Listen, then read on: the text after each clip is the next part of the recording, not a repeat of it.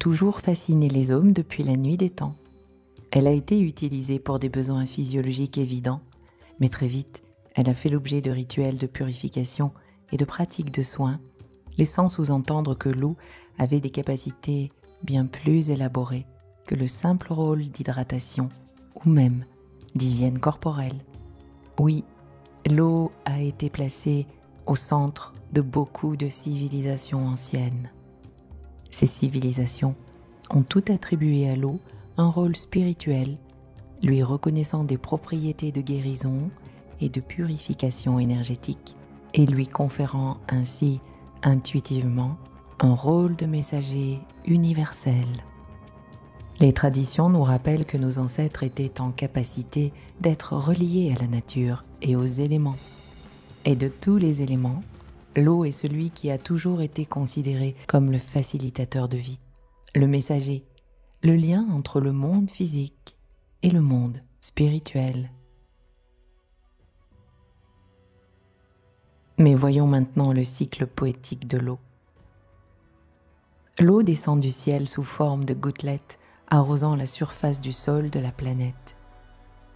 Un tiers de cette eau est rapidement absorbée par les plantes avant de retourner par évaporation dans l'atmosphère. Dans les forêts, environ 10 tonnes d'eau par hectare carré s'évaporent dans les quelques minutes qui suivent une averse. L'eau s'élève ainsi au-dessus des arbres formant la brume, puis s'élève même plus haut pour former les nuages. Lorsque la température descend sous 0 degré, la brume se dépose sur les feuilles et les fleurs pour former une très fine pellicule de glace. C'est ce que l'on appelle la rosée. Sous certaines latitudes, chaque matin l'eau rend ainsi son hommage à la nature. La majeure partie de l'eau de pluie, les 2/3, pénètre dans le sol et commence un très long voyage. Elle emprunte un nombre infini de canaux situés sous nos pieds, autant de tunnels creusés par d'innombrables animaux. Des vers de terre, des mille-pattes, des scarabées ont participé à cette œuvre. L'eau chemine au travers des couches d'argile, de sable et de roches. Selon les caractéristiques des sols, elle ne se déplace que de quelques dizaines de centimètres par an. Dans les profondeurs de la croûte terrestre, l'eau rencontre des substrats durs et imperméables. Elle se rassemble alors pour former des poches ou des rivières souterraines. Au cours de sa descente, l'eau a acquis énergie et information, expérience et connaissance. Elle est prête à accéder à la surface, l'étape suivante de son cycle. Là, elle s'immisce partout avec puissance et de façon inéluctable. Elle creuse des sillons dans les saules, emporte les pierres et taille les rochers. Elle accompagne les migrations animales, mais elle fait mieux. Elle est partout en eux. Le monde biologique est à queue, quasi exclusivement. La cellule du vivant contient 99% d'eau. Puissante et omniprésente, l'eau est par ailleurs vénérée depuis des milliers d'années pour ses qualités spirituelles. Voyons maintenant l'eau et les voies spirituelles. L'eau a toujours fait partie des traditions et on la retrouve dans chaque civilisation, occupant une place majeure tant sur le plan physiologique que spirituel. Citons par exemple l'animisme, qui est une des plus anciennes voies spirituelles. L'animisme qui aujourd'hui connaît un regain d'intérêt sur tous les continents est le plus ancien ensemble de croyances spirituelles. Il part du principe que chaque chose de l'univers est vivante et consciente et qu'elle a une âme intelligente. Pour l'animisme, le monde est constitué de champs d'énergie. L'esprit du monde est la base du monde invisible. Pour l'animisme, des forces invisibles peuvent affecter des éléments physiques comme l'eau, le feu, l'air, la terre, les plantes, les animaux et bien entendu les êtres humains. Le chamanisme est une aptitude spécifique développée dans la société animiste. Il requiert une connaissance et des compétences acquises, ainsi que des talents naturels. Le point central de toutes les cultures chamaniques, c'est le rôle central de l'esprit de l'eau. On y vénère les rivières, les lacs et les mers. Leur aide et leurs conseils sont essentiels à la survie même des hommes. Aux États-Unis, l'animisme est bien vivant. Tom Blue Wolf, de la nation orientale des Creeks Muskogee, dit « Autrefois, la rivière Chattahoochee était connue des gens d'ici pour être la source de vie. Tous les matins, nous allions au bord de l'eau plein de gratitude et nous remercions le Créateur pour nous donner cette source de vie. Nous l'honorions le jour durant. » Le mythologue Michael Meade indique quant à lui « Ce qui se produit physiquement arrive quand les gens négligent de transporter l'eau.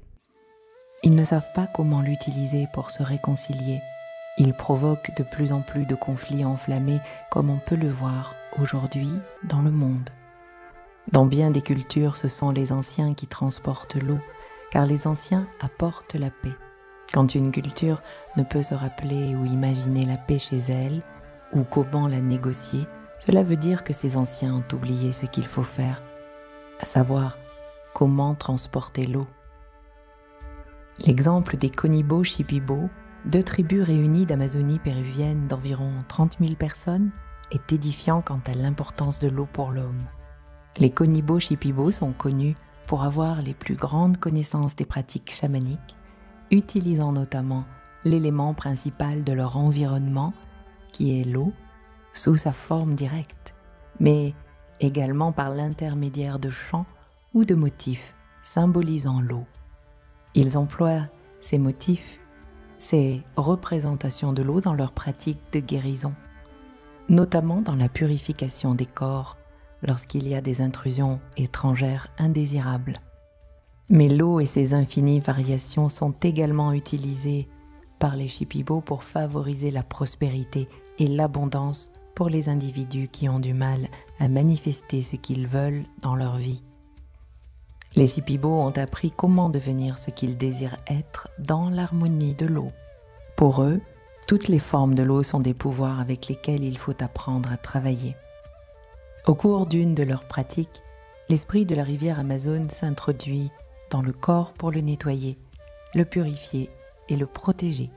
Et tous ceux qui ont vécu ce rituel témoignent d'une sensation d'un grondement d'eau dans leurs oreilles qui peut durer des heures.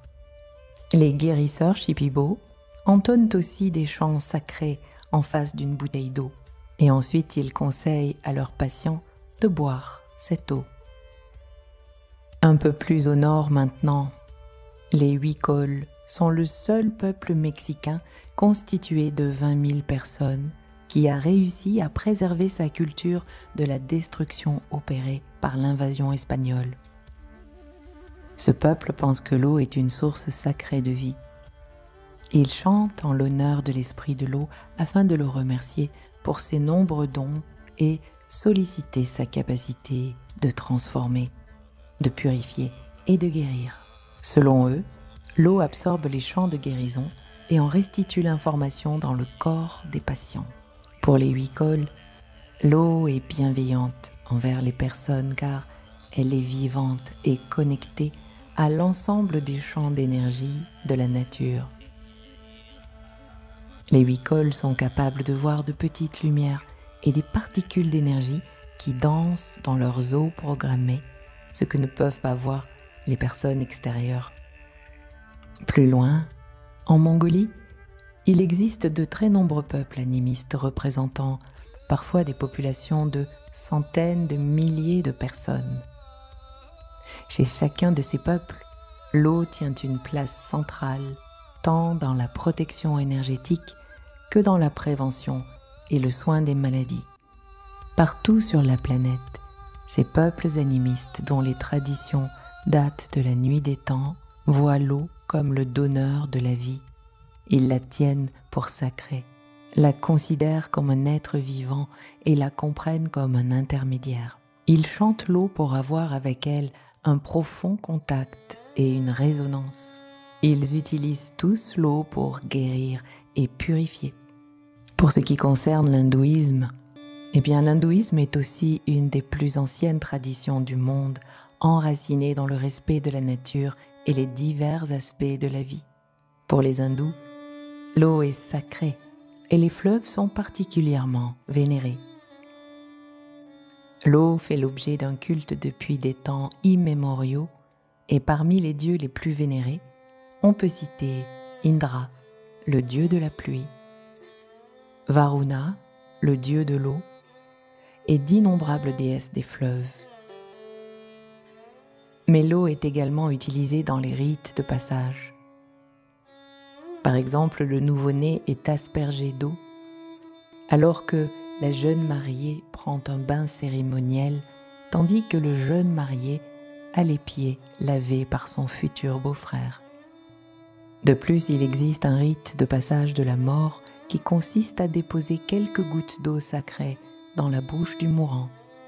Chaque temple a son propre puits sacré et il convient de se baigner avant d'entrer. Les Indiens font des libations d'eau quotidiennes et offrent aux dieux, aux rishis, les voyants védiques et aux ancêtres des fleurs et des feuilles trempées dans l'eau sacrée. L'eau est aussi bue à petites gorgées pendant les prières et les invocations. En Inde, il y a 7 fleuves sacrés. Le plus sacré d'entre eux est le Gange, qui suit sa voie au-delà de ses frontières terrestres pour atteindre l'état de moksha, la délivrance. Les esprits du fleuve sont conciliants et sont déifiés. Une tradition encore bien vivante est l'immersion dans le Gange. Le simple contact avec son eau extrêmement vibratoire est réputé apporter guérison des maladies du corps et de l'âme, ainsi que sa purification. La tradition juive dit qu'après avoir été chassé de l'Éden, Adam s'est assis dans le lit d'un fleuve provenant du jardin pour tenter de revenir à sa perfection originelle. Depuis, on utilise l'eau pour se purifier dans un bain que l'on appelle mikvé. Le pouvoir de la mikvé a une influence déterminante depuis l'aube des temps. Il est prescrit à tous les Juifs de s'immerger pour se préparer à être face à face avec Dieu. La construction d'une mikvé compte plus que l'édification d'un lieu de culte.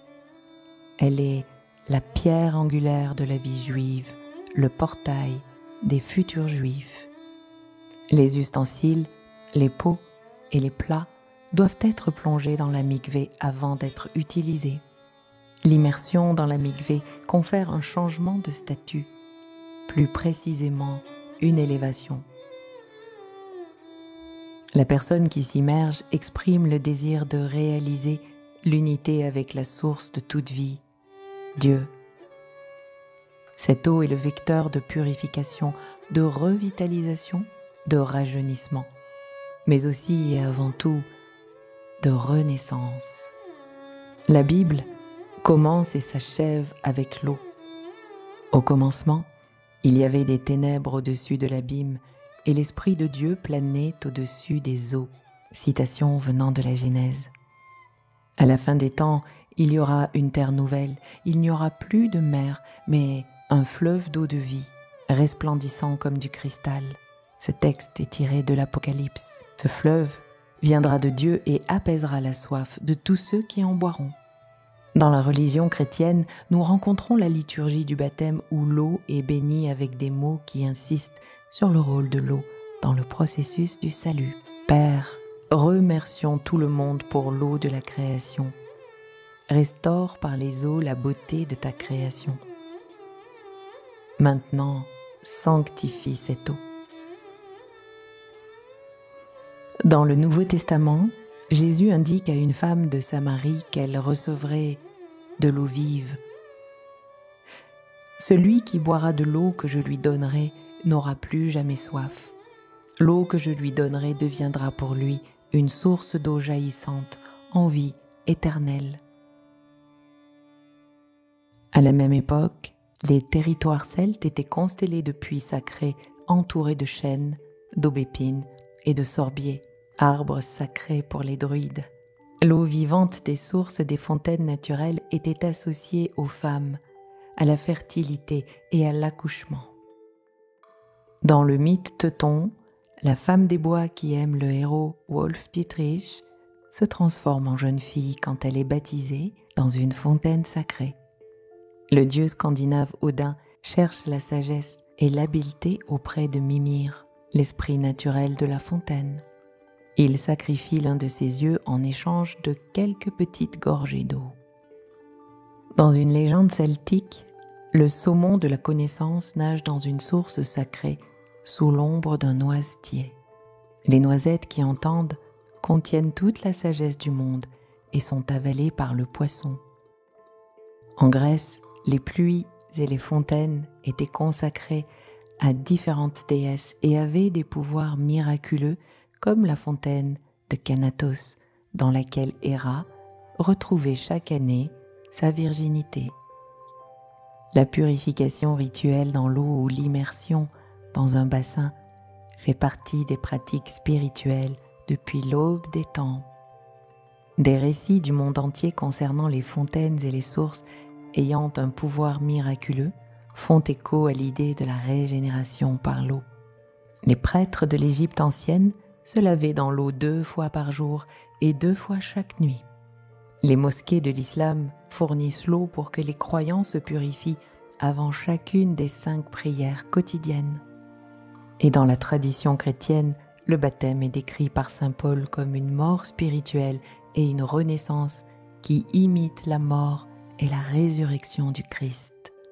Dans de nombreux écrits, la terre elle-même renaît après un déluge catastrophique.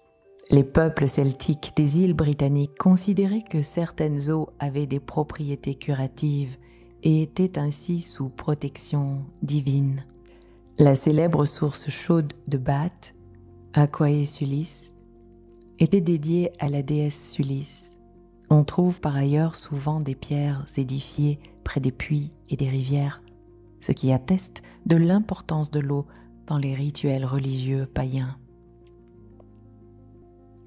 Le christianisme fit son possible pour éteindre ces rites, et c'est ainsi qu'au Ve siècle, un canon fut édicté par le deuxième concile d'Arles pour abolir les traditions d'allumage de torches ou de vénération des arbres, des fontaines ou des pierres. Mais ces pratiques étaient tellement enracinées qu'elles ne purent être éradiquées, et au 7e siècle, le pape Grégoire demande à saint Augustin de convertir les sites sacrés païens à un usage chrétien. Les puits, les eaux devenues saintes sont toujours recherchées pour leurs propriétés miraculeuses par ceux désireux de déclencher la guérison de leurs maladies, leur difformité physique ou leur maladie mentale. À notre époque, on considère que ces pratiques sont totalement superstitieuses. Nos ancêtres seraient des sauvages ignorants qui vénéraient les phénomènes naturels car ils n'avaient pas la rationalité du mental et la science associée. Pourtant, les traditions du monde entier sont toujours bien vivantes et nécessairement efficaces, sinon elles auraient totalement disparu depuis bien longtemps. Mais pourquoi l'eau est-elle si importante dans la sphère spirituelle et si dévalorisée dans nos sociétés occidentales? Essayons d'aller un peu plus loin quant à la connaissance profonde de ce qu'est l'eau. De nos jours, l'eau est devenue une chose bien banale, très commune. Dans nos vies, où tout est livré dans l'instant, avoir de l'eau et même souvent disposer d'eau potable n'est pas un luxe, et on le tient pour acquis. On pense généralement que l'eau ne sert qu'à des applications totalement matérielles, au transport des bateaux, à la cuisson des aliments, à de nombreuses disciplines sportives, à faciliter les réactions chimiques, à nettoyer, à hydrater, etc. Et de plus, une fraction non négligeable de nos concitoyens évite de boire de l'eau au profit de boissons artificielles et ou alcoolisées. On ne se rend plus compte de son importance et de son omniprésence à nos côtés. Pourtant, sur Terre, le volume d'eau global est énorme. Il est de 1,36 milliard de kilomètres cubes. Si on répartissait ce volume sur toute la surface de la Terre, soit 510 millions de kilomètres carrés, alors la hauteur de l'eau atteindrait 2700 mètres, soit 2,7 kilomètres. Imaginez la surface de la Terre recouverte entièrement d'eau avec une profondeur de 2,7 kilomètres. L'eau est omniprésente, même si on ne la voit pas. Son volume est absolument colossal. Malgré cette omniprésence et cette puissance que nous révèlent les pratiques spirituelles, la population prend de plus en plus conscience qu'il faut protéger sa ressource. Pourquoi devons-nous la protéger? Parce qu'il pourrait y avoir pénurie? Ou parce qu'elle est déjà très ou trop polluée? Ou encore parce que sans eau pendant quelques heures, nos organismes ne fonctionnent plus et que la mort est proche? Et finalement, ne serait-ce pas parce qu'elle a un rôle fondamental, essentiel, présent dans la mémoire collective humaine, un rôle qui nous touche de façon beaucoup plus intime que la simple hydratation? Alors, qu'est-ce que l'eau en réalité? Essayons de voir ce que nous en dit la science moderne. L'eau est d'abord un élément aux caractéristiques extraordinaires. Elle présente un point de congélation très bas et un point d'ébullition très élevé, ce qui lui permet qu'elle soit liquide dans une très large gamme de températures et de pression. Mais l'eau stocke aussi la chaleur. En plus de cela, elle est un dipôle magnétique et donc elle est un excellent solvant. Elle absorbe toutes les ondes électromagnétiques sauf celles du visible, permettant ainsi la pénétration de la lumière au cœur des plans d'eau. Elle présente des forces de cohésion très élevées qui lui permettent de contrer les effets de la gravité et de monter dans les tiges des plantes. Et enfin, elle baigne le vivant de sa pureté et de ses informations. La cellule vivante est plus de 99% d'eau. Toutes ces caractéristiques particulières lui confèrent une grande habilité à catalyser la vie organique.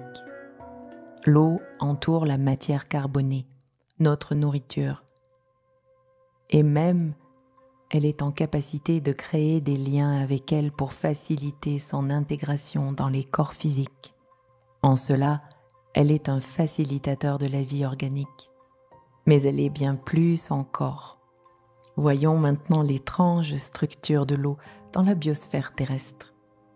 Lorsqu'on parle d'eau, on parle d'abord souvent de ces trois états, liquide, gazeux et solide.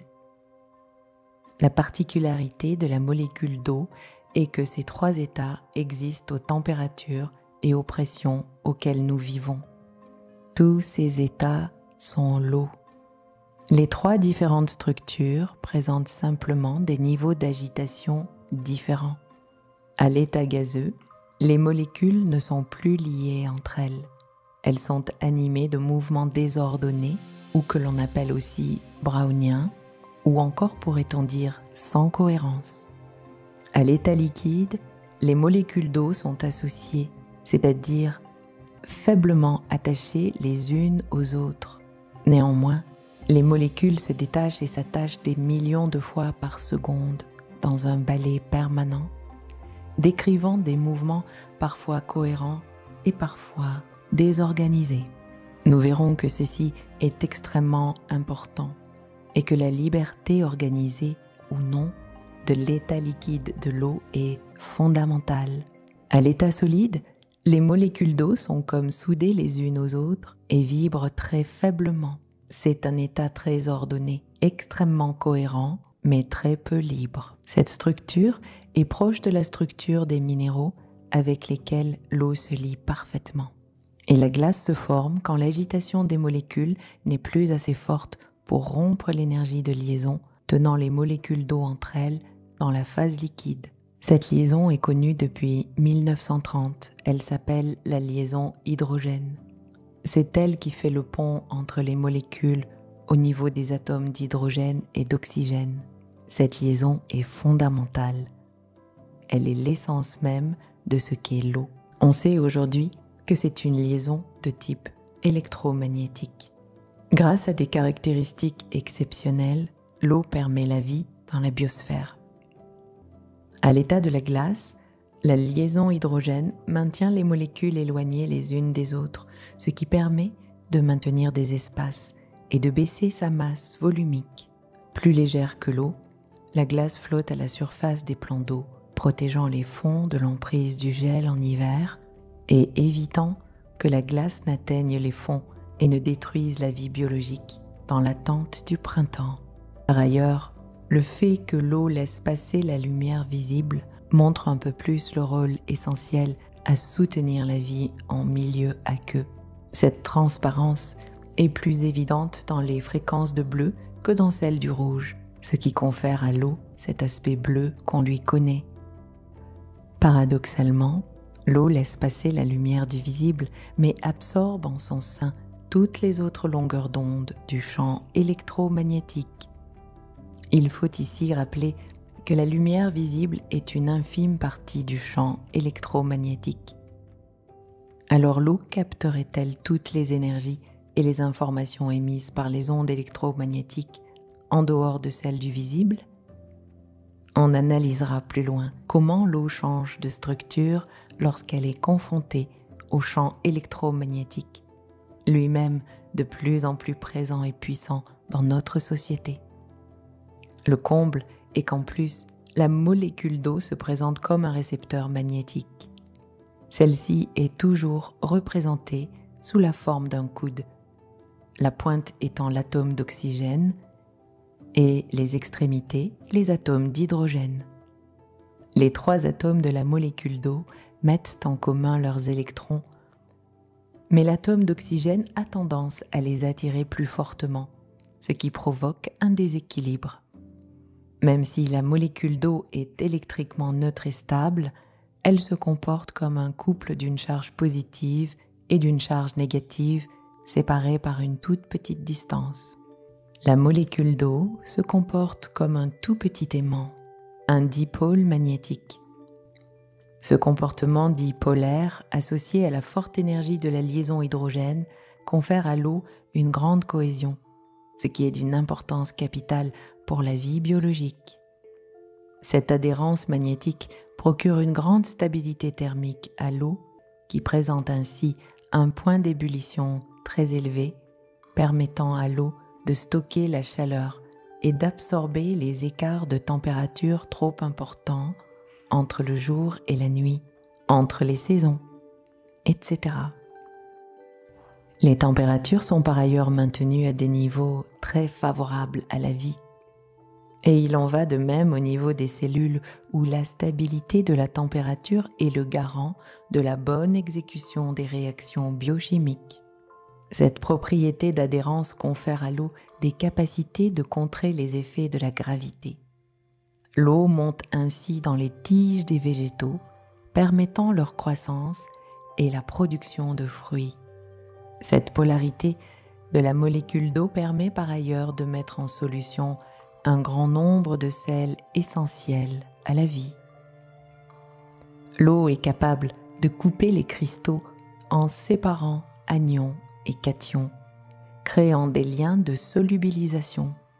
Et c'est ce que produit l'eau sur le sel que vous utilisez en cuisine. Vous lui confiez vos grains de sel, NaCl, et ils disparaissent sous vos yeux. Le chlore étant pris en charge d'un côté, le sodium de l'autre. Sans cette action de solubilisation, la vie biologique ne serait juste pas possible. Pourtant, tout n'est pas soluble dans l'eau. Les corps gras, par exemple, ne se mélangent pas à l'eau. Mais finalement, c'est une réelle aubaine pour la vie, puisque les lipides n'aiment pas se mélanger à l'eau. Alors, ils peuvent s'organiser en double couche pour former une membrane capable d'isoler une partie d'eau d'une autre. Et c'est ainsi que les cellules peuvent exister. Par sa structure électrique et magnétique, l'eau a aussi la capacité d'emmagasiner de l'énergie lumineuse. La plante utilise cette énergie pour produire la photosynthèse et assurer sa croissance. Dans le processus, en cassant, la molécule d'eau se sépare et la plante en rejette l'oxygène. L'oxygène que nous respirons vient de l'eau. Le végétal et son eau sont des transformateurs naturels d'énergie solaire en oxygène à l'échelle de toute la planète. La cellule vivante et nous-mêmes ne sommes que de l'eau et les minéraux associés.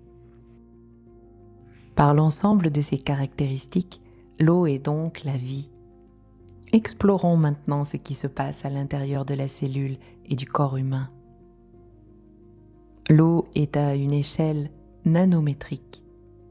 Nous avons l'habitude d'appréhender l'eau à notre échelle, c'est-à-dire celle du verre d'eau, du cours d'eau, de l'océan.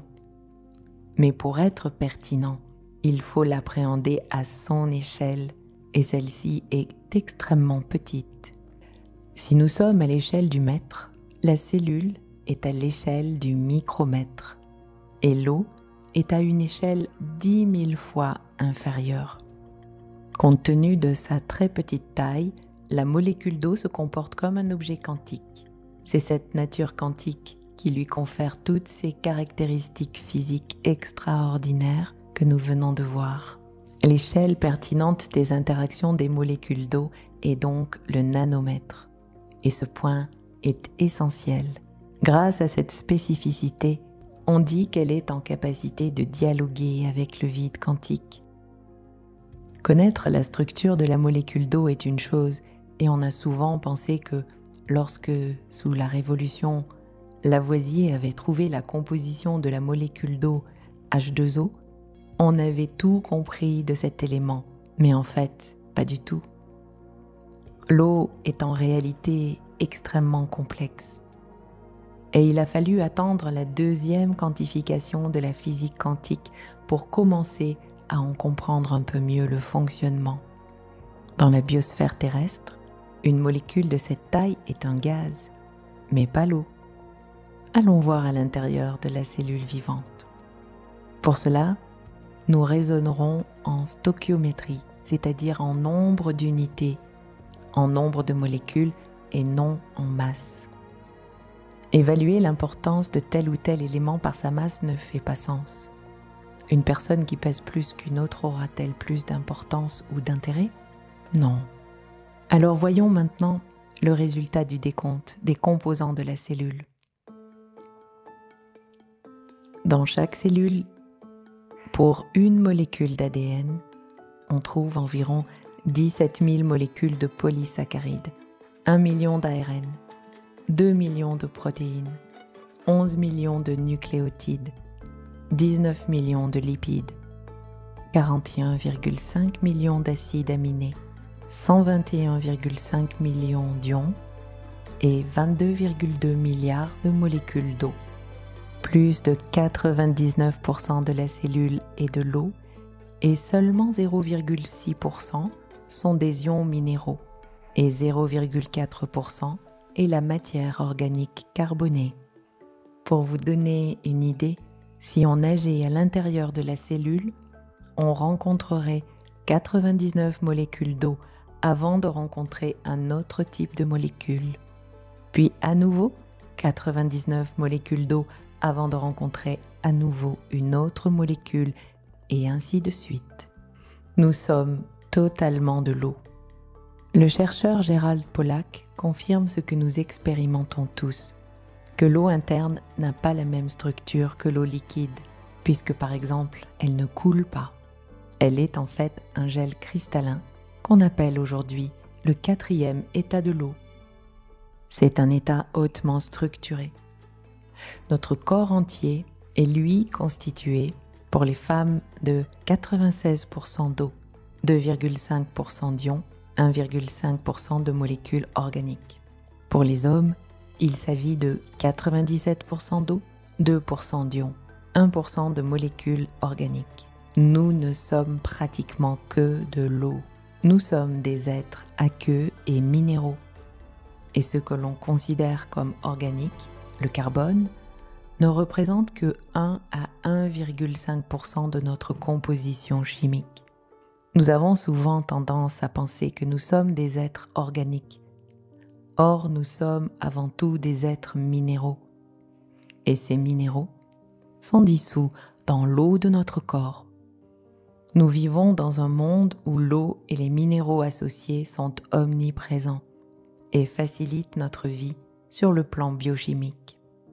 Alors l'eau ne serait-elle pas finalement totalement la vie au sens le plus profond? Cette omniprésence de l'eau dans notre corps nous amène à évoquer les travaux de René Quinton. René Quinton est un biologiste, naturaliste et physiologiste français, né en 1866 et décédé en 1925. Après avoir longuement étudié l'eau de mer, il a constaté qu'il existait de très grandes similitudes entre l'eau de mer et le matériau intracellulaire. Il décida alors de faire une expérience qui allait bouleverser la médecine. René Quinton a fait l'expérience d'introduire de l'eau de mer isotonique à la place du plasma sanguin d'un chien. Réalisée au laboratoire de physiologie pathologique des hautes études du Collège de France, cette expérience a débuté par la saignée d'une quantité de sang, amenant le chien aux portes de la mort. Citons maintenant le compte-rendu exact de l'expérience. Le chien pèse 10 kg et on lui prélève 20% de sa masse, soit 425 grammes de sang de l'artère fémorale en 4 minutes. Le réflexe cornéen est aboli. Devant l'impossibilité d'exprimer plus de sang, l'injection d'eau de mer isotonique débute. On injecte 532 centilitres à 23 degrés. C'est alors que le réflexe de la cornée réapparaît. Et le deuxième jour, le chien trotte. Pourtant, ses globules rouges sont tombés de 6,8 à 2,9 millions et son hémoglobine de 19 à 12. Le quatrième jour, on est passé à 3 millions de globules rouges et à 16 d'hémoglobine. Le huitième jour, le chien est parfaitement rétabli. Quinton a ouvert des dizaines de dispensaires qui lui permettaient de soigner ses concitoyens avec autant de succès. À sa mort, il a eu des obsèques nationales. Cette expérience a ensuite été reproduite avec des conditions encore plus extrêmes et avec le même succès. René Quinton a ainsi pu soigner des milliers de gens à travers ses dispensaires dans toute la France. Le docteur à Lyon, membre de l'Académie de médecine, a pour sa part réalisé une expérience similaire et encore plus radicale en introduisant de l'eau de mer dans des proportions supérieures à 100% de la masse de l'animal.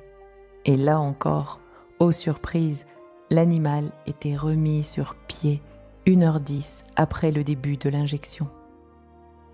Dans nos corps, l'eau est essentielle par sa structure même.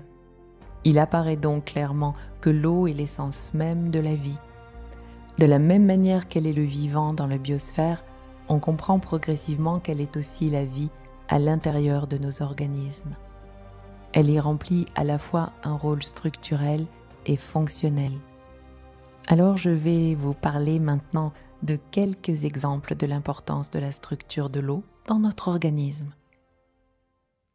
Commençons par l'eau et l'ADN. Oui, l'eau et l'ADN. Comme toutes les structures organiques de notre organisme ou de la cellule, protéines et ADN sont entourés de multiples couches d'eau. Au cours de l'assemblage de ces nucléosides, l'ADN a besoin de l'aide d'ions phosphate qui apportent des charges négatives.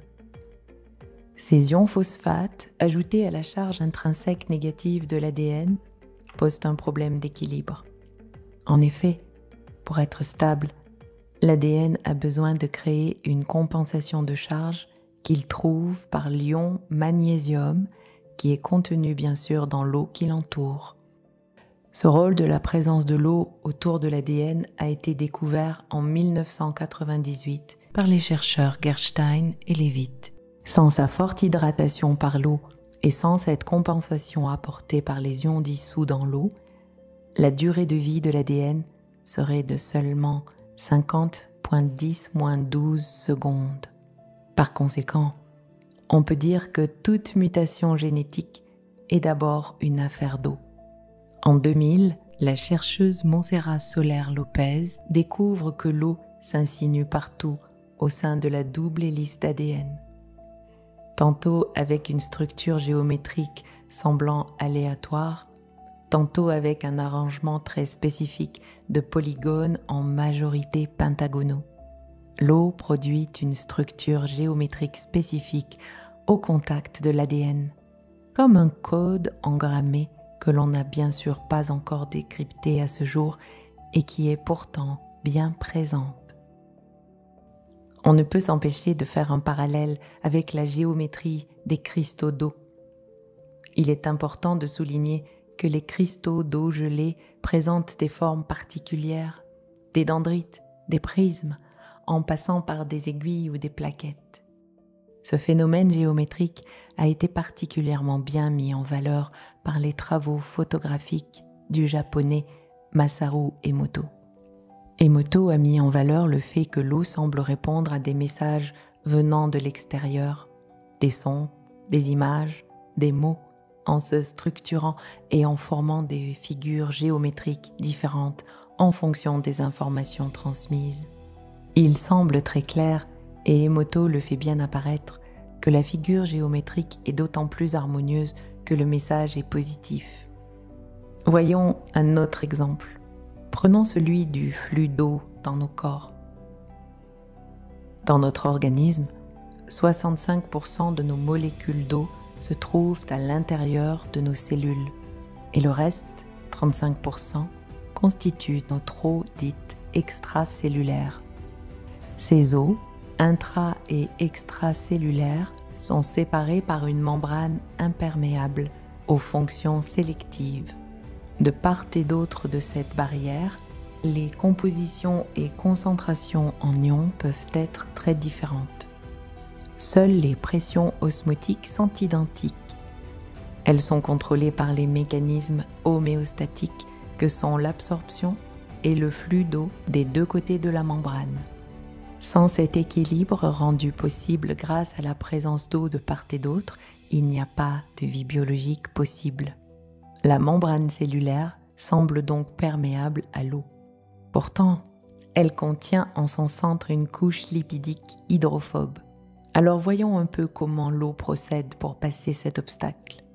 On a découvert qu'outre les franchissements osmotiques de faible débit, il existe de véritables réseaux. Des canaux de grande capacité qui franchissent les membranes cellulaires. Ces canaux sont créés par des protéines appelées protéines membranaires intégrales avec canal d'eau de masse ou encore, plus simplement, aquaporines. Découvertes dans les années 90, on sait aujourd'hui qu'elles sont très présentes dans les organismes de tous les mammifères. Les aquaporines sont insérées dans la membrane des cellules assurant des flux d'eau en sortie comme en entrée. 3 milliards de molécules passent chaque seconde par chaque aquaporine avec une vitesse de plus d'1 mètre par seconde, c'est-à-dire environ plus de 60 km/h. Au fin d'un renouvellement permanent, il existe donc un flux d'eau à l'intérieur de notre organisme jusqu'aux dimensions de nos cellules. Mais dans nos corps, l'eau assure encore d'autres fonctions essentielles. Comme nous l'avons vu, le transfert de ces masses d'eau est nécessaire pour que celles-ci puissent assurer un certain nombre de fonctions, car l'eau a aussi un rôle fonctionnel, dont je vais vous partager ici quelques exemples marquants. Prenons par exemple l'eau, les protéines et les enzymes. Par sa grande cohésion, l'eau engendre une modification géométrique des protéines, les rendant ainsi opérationnelles. Les protéines anhydres sont en effet repliées sur elles-mêmes tandis qu'elles s'ouvrent au contact de l'eau pour devenir fonctionnelle. Il en va de même pour les enzymes. Sans eau, elles ne sont pas opérationnelles. Sans eau, par exemple, l'enzyme cytochrome C oxydase, qui est à l'origine de la synthèse de l'ATP, mais aussi de la respiration cellulaire, n'opère pas.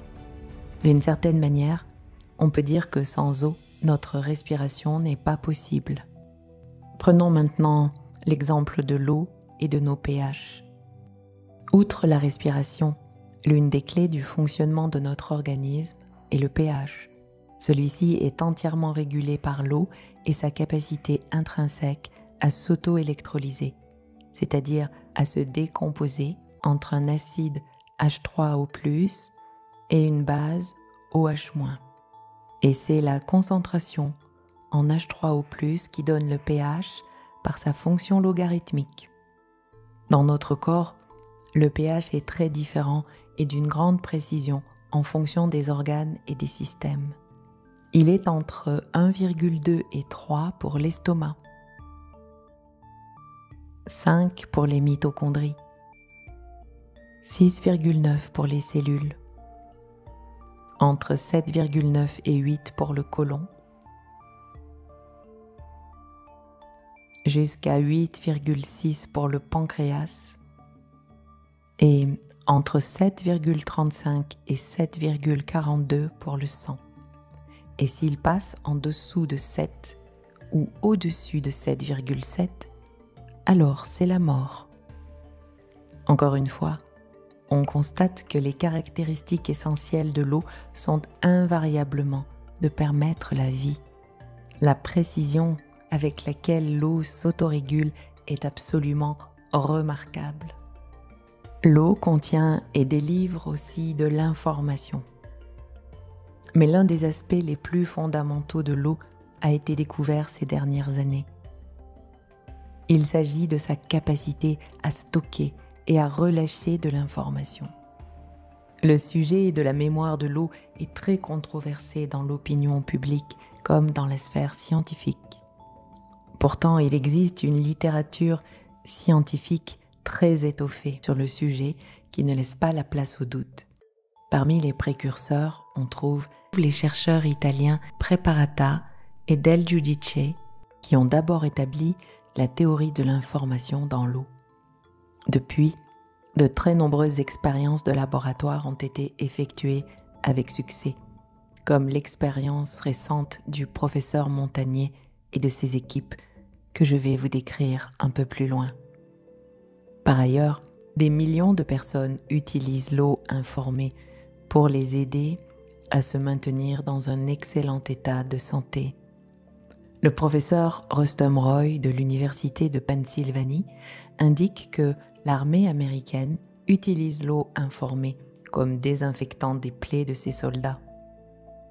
Comme préalable, il est important de comprendre que tout est d'abord de l'information avant de se matérialiser en énergie et en action dans la matière. La deuxième quantification de la physique quantique introduit la notion de champ de quanta d'information. Et c'est en explorant ce concept qu'on comprend un peu mieux ce qu'est l'eau. Elle est un support d'information quantique en interaction avec son environnement. Mais d'abord, faisons un tout petit tour dans l'univers de la première quantification. Celle-ci a expliqué que la molécule d'eau présentait deux états, para et ortho, eau para et eau ortho. Ces deux états sont intrinsèquement liés aux deux états de spin. Le spin, ce sont les mouvements de rotation. Et donc, ces deux états sont intrinsèquement liés aux deux états de spin des deux atomes d'hydrogène. Ces deux spins imposent des mouvements de rotation différents à la molécule d'eau. Compte tenu de la règle du spin, l'eau para peut même s'arrêter de tourner, tandis que l'eau ortho peut entrer dans un mouvement rotatif permanent. Ces états spécifiques décrivent donc deux familles de molécules d'eau. En extrapolant, on peut dire que ces deux familles donnent deux niveaux d'information, état 0 et état 1. Les théories de l'information utilisent le langage binaire 0 et 1 que l'on peut retrouver ici. Au niveau moléculaire, on peut donc dire que l'eau contient un langage binaire. On va voir que ce langage est structuré. Depuis 2012 et les expériences du professeur Klaus Hornberger, on sait que les molécules jusqu'à 7000 g par mol, c'est-à-dire la quasi-totalité des molécules de nos cellules, hormis les protéines et l'ADN, ont un comportement ondulatoire. Elles se comportent donc comme des ondes. La molécule d'eau et ses 18 g par mol se comportent bien sûr comme une onde également. L'eau para et l'eau ortho seraient donc des ondes contenant des informations différentes. Nous l'avons vu, l'eau se conçoit comme un tout. La dimension de la molécule n'a pas de réalité dans notre vie où l'eau s'expérimente tantôt comme l'étendue marine, tantôt comme le ruban de la rivière ou encore comme le volume d'un verre d'eau ou le flux de votre eau intérieure. Pour sa part, la deuxième quantification de la physique quantique étudie les ensembles, les champs quantiques, les champs de quanta d'information. En travaillant sur ces concepts, on a découvert que l'eau était capable de se grouper en clusters structurés appelés domaines cohérents. Ces amas regroupent aux alentours de 11 millions de molécules d'eau qui sont toutes reliées par une onde électromagnétique aux longueurs d'onde de 7,5 micromètres, c'est-à-dire du domaine de l'infrarouge. Ces zones cohérentes se différencient des zones sans organisation dans lesquelles les molécules semblent avoir un comportement aléatoire. Les zones de cohérence ont une taille d'environ 55 nanomètres et sont séparées les unes des autres de 75 nanomètres de centre à centre. Sur une longueur donnée, l'eau alterne donc 55 nanomètres de domaine cohérent avec 20 nanomètres de domaine incohérent et ainsi de suite. Là encore, on voit se distinguer deux états très différents, mais cette fois à l'échelle macroscopique. Le parallèle avec les matériaux ferromagnétiques dont sont constituées les mémoires des ordinateurs est évident. Ces matériaux s'alignent dans certaines zones et permettent d'établir un code binaire par lequel nous stockons nos données. Dans l'eau, une cellule vivante qui est une structure 2D d'une surface d'environ 2 fois 500 micromètres carrés est donc au contact de 100 000 domaines cohérents. Notre corps, qui contient 37 200 milliards de cellules, peut ainsi stocker 372 000 téraoctets d'informations binaires dans sa structure aqueuse. Ainsi, les ondes électromagnétiques interfèrent avec nos corps et sont capables d'échanger à chaque instant jusqu'à 372 000 téraoctets par l'eau dont nous sommes constitués. Rappelons que notre organisme n'est quasiment constitué que d'eau et que chaque protéine, cellule ou brin d'ADN est entouré de plusieurs couches d'eau. En attribuant l'information bit 1 à l'état organisé et bit 0 à l'état non cohérent, on conclut que chaque cellule de notre corps est en contact permanent avec 10 000 kilooctets d'informations binaires. Dans 18 grammes d'eau existent 1000 téraoctets ou 1 million de gigaoctets d'informations. Un ADN humain représente 1 gigaoctet d'informations binaires. Par exemple, nous pourrions dire que l'ADN de l'humanité peut donc être encodé dans un peu plus de 100 litres d'eau. Explorons maintenant l'expérience de 2011 du professeur Luc Montagnier et ses équipes. Cette expérience a consisté à placer de l'ADN dans de l'eau, puis à opérer une dilution de type homéopathique. Alors que la concentration de l'ADN est inférieure au seuil détectable, on conclut qu'il n'y en a plus dans la solution aqueuse. On mesure et on enregistre alors l'empreinte informationnelle électromagnétique de cette dilution. Dans un autre lieu, on met en contact l'enregistrement électromagnétique de la dilution avec un autre volume d'eau dans lequel on plonge le matériel atomique nécessaire à construire l'hélice d'ADN et également une enzyme appelée polymérase. Et c'est alors qu'on constate que l'ADN initial se reconstruit à l'identique. Mais au fait, qu'est-ce que l'information ? Nous venons de voir une information de type binaire constituée de 0 et de 1. En fait, l'information est partout autour de nous.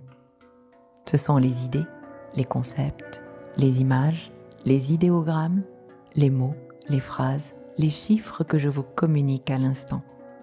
Ce sont les fréquences vibratoires des sons, des ondes de matière, tout ce qui nous entoure. L'information structurée de l'harmonie musicale, par exemple. En science hermétique, l'information est transmise par Hermès ou Mercure, les messagers des dieux. L'information est le lien, l'interaction. Par exemple, la maladie est une information. L'information, c'est aussi celle des virus. Ce sont des messagers porteurs de l'information d'une maladie. Et si le message résonne en vous, si les fréquences du virus entrent en résonance avec les fréquences de tel ou tel de vos organes, alors vous allez déclencher la maladie. L'information, c'est aussi le signal qui, dans le champ quantique, fait l'objet du phénomène d'intrication. La pulsation, la vibration, l'oscillation sont l'information et l'amplitude est donc l'énergie. La cohérence est aussi une information. L'information, c'est ce que transmet le champ quantique et elle est l'essence même du vide quantique pour un physicien. L'information est donc partout et sa non-matérialité fait qu'on ignore ou qu'on la sous-estime. Pourtant, elle est tout. La très célèbre citation du professeur John Wheeler, « Eat from bit », indique que l'information est à la base de tout.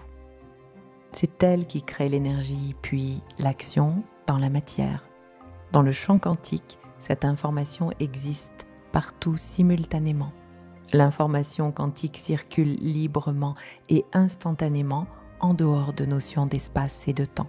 Nous intercédons et notre eau intercède en permanence avec le vide quantique avec lequel nous échangeons sous forme de bulles d'information. L'eau absorbe, se structure et transmet en permanence. Elle est le messager. Les savoirs anciens sont parfois redécouverts par quelques hommes de science contemporains.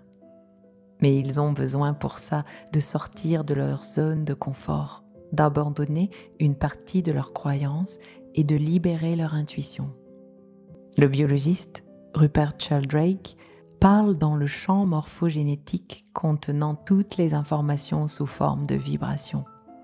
La théorie des champs morphogénétiques a été développée par des biologistes étudiant l'évolution au milieu des années 80.